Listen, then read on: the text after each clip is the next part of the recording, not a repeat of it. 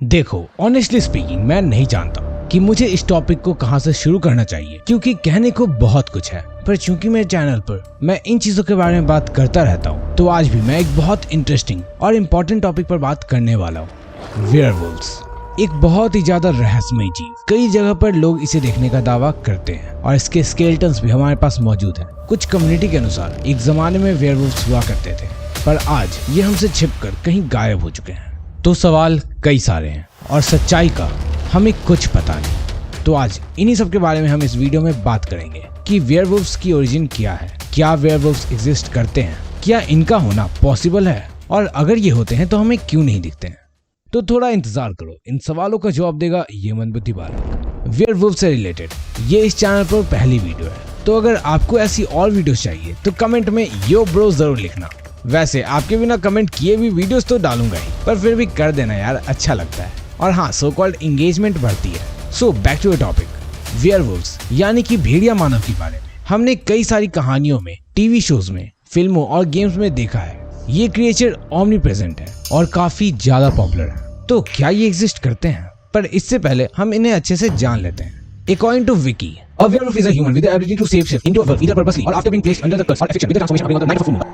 तो बच्चों, विकी भैया का मतलब ये है कि वेयरवुल्फ वैसे इंसान होते हैं जो भेड़िए में ट्रांसफॉर्म हो जाते हैं। ये कंफर्म नहीं है कि वो किस वजह से वेयरवुल्फ बनते हैं। कई बार ये जन्म से ऐसे होते हैं, कई बार किसी श्राप की वजह से, और कई बार किसी के काटने के कारण। और ये वेयरवुल्फ में ट्रांसफॉर्मेशन पूर्णिमा यानी कि फुल मून की रात में होता है। वहीं कुछ स्टोरी के अकॉर्डिंग ये अपने मन से शेप शिफ्ट कर सकते हैं। तो इस बारे में अभी कुछ भी क्लियर नहीं है। खैर देखो, वेयरवुल्व्स आज के क्रिएचर नहीं है। इनकी कहानियां एंशिएंट रोमन और ग्रीक से मिलती हैं।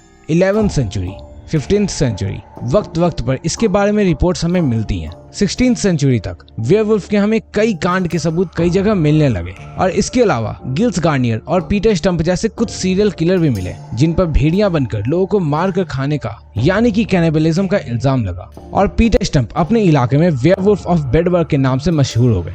खैर उसे बाद में फांसी भी लग गई, पर ये चीजें रुकी नहीं और इस तरह लोगों ने कई बार भेड़िए को देखने का दावा किया। और अभी भी ये हमारे बीच ट्विलाइट जैसे फिल्मों, टीवी सीरीज और यूट्यूब के जरिए मौजूद हैं। अब ऐसे कई लोग हैं जो इन्हें एक मिथ और फिक्शनल कैरेक्टर कहते हैं। वहीं ऐसे भी कई लोग इंटरनेट पर मौजूद हैं जो वेयरवुल्फ को मानते हैं और इनफैक्ट इनके देखे जाने की बात कहते हैं। और ऐसे लोगों की संख्या लाखों में है जो कहते हैं कि उन्होंने रियल लाइफ वुल्फ साइटिंग को कैप्चर किया है। देखो, वेयरवुल्फ साइटिंग दूसरे लोगों को हुई है, तो हम ऐसा कुछ भी क्लेम नहीं कर सकते कि ये एग्जिस्ट करते हैं या नहीं। इसलिए थोड़ा साइंस के एस्पेक्ट से पता लगाने की कोशिश करते हैं कि क्या वेयरवुल्फ होना पॉसिबल है। देखो, हमारी बॉडी ट्रिलियंस ऑफ सेल्स से बनी है और इनमें डीएनए होता है और माइटोसिस प्रोसेस के थ्रू और भी नए सेल्स रिप्रोड्यूस होते हैं। इन सेल्स में एसिटिन और मायोसिन नाम के प्रोटीन होते हैं, जिससे बेसिकली डिफरेंट जीन्स वगैरह बनते हैं। अब कुल मिलाकर हम कहना चाहते हैं कि different protein creates individual differences. हम आज जो भी हैं वो सालों साल के इवोल्यूशन का परिणाम है। सबसे पहले हम कोई पानी में रहने वाले बैक्टीरिया थे जो फिश बनी, और देन धीरे धीरे हम सिर्फ 5 से 8 मिलियन साल पहले होमिनिड से इवॉल्व होकर इंसान बने। और ऐसा हमारे बॉडी में हुए म्यूटेशन की वजह से हुआ है। इनफैक्ट आज के चिंपैंजी और हम भाई भाई थे, हमारे सेम एंसेस्टर्स थे, पर डिफरेंट एडेप्टेशन और म्यूटेशन के कारण वो चिंपैंजी बन गए और हम इंसान। और ये म्यूटेशन तब हुआ जब सेल डिवीजन के दौरान डीएनए के कॉपी में कुछ मिस्टेक्स हुए। अब आप बताओ, हमारे वाटर से आने के बावजूद हमारे गिल्स कहाँ गए?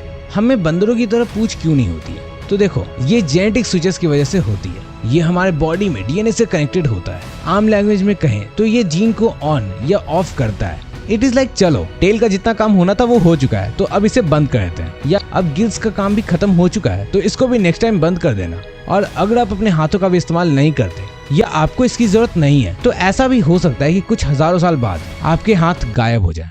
तो इससे बचने के लिए एक काम करो, नीचे रेड कलर का सब्सक्राइब बटन होगा, उसे जल्दी से जल्दी अपने हाथों से दबाओ। तो back to the topic, genetic switches और बहुत सारे म्यूटेशंस की वजह से हम अभी 2 पैरों पर चलने वाले जानवर हैं। अब शॉर्ट एंड सिंपल मेरी थ्योरी सिंपली इतनी ही है कि किसने कहा कि ये स्विचेस दोबारा ऑन नहीं हो सकते? ऑब्वियसली किसी ने नहीं। और ऐसा भी पॉसिबल है कि कोई गलत जीन ऑन हो जाए जो नहीं होनी चाहिए और हमारे बॉडी में वुल्फ लाइक फेशियल फीचर्स दिखने लगे। मे बी हम वापस से 4 पैर पर चलने लग जाएं। अब ऑब्वियसली मैं ऐसा नहीं बोल रहा हूँ कि ये सब पूर्णिमा की रात को ही होगा, पर मेरा ये मानना है कि ऐसा होना कम्प्लीटली प्रैक्टिकल है, जिससे कि हम वेयरवुल्फ जैसे इवॉल्व हो जाए। ऑब्वियसली ये ह्यूमन फॉर्म में इवॉल्व करने जैसे सालों का प्रोसेस रहा होगा। लाइक जिस तरह हम चिंपैंजी से सिमिलर हैं, maybe I mean literally शायद कहीं कुछ जगह वुल्फ लाइक फीचर्स वाले ह्यूमन बीइंग और वेयरवुल्व्स एग्जिस्ट करते होंगे। आई नो मे बी आप लोग सोच रहे होंगे कि ये कैसी पागलों वाली बातें कर रहा है, पर जब आप इसके बारे में सोचोगे तो ये चीजें काफी ज्यादा सेंस बनाने लगेंगी। As an example, we use to deny things जो हमने देखी नहीं है। एक वक्त था जब लोग सोचते थे कि हवा में उड़ने वाली बातें सिर्फ फिक्शनल है, ऐसा करना थोड़ी ना संभव है। कई लोगों का मानना था कि हम हवा में कैसे उड़ेंगे, इट इज इम्पॉसिबल। पर टेक्निक्स डेवलप होने लगे और हम आज फ्लाइट और इनफैक्ट आयरन मैन की तरह जेट पैक के थ्रू उड़ सकते हैं। तो मेरे इस अनएजुकेटेड से ब्रेन में मुझे ये बात कम्प्लीटली लॉजिकल लगती है कि ऐसे किसी जीन के स्विचेस ऑन या ऑफ होने के कारण कोई हाफ वुल्फ और हाफ ह्यूमन जैसा क्रिएचर बन जाए।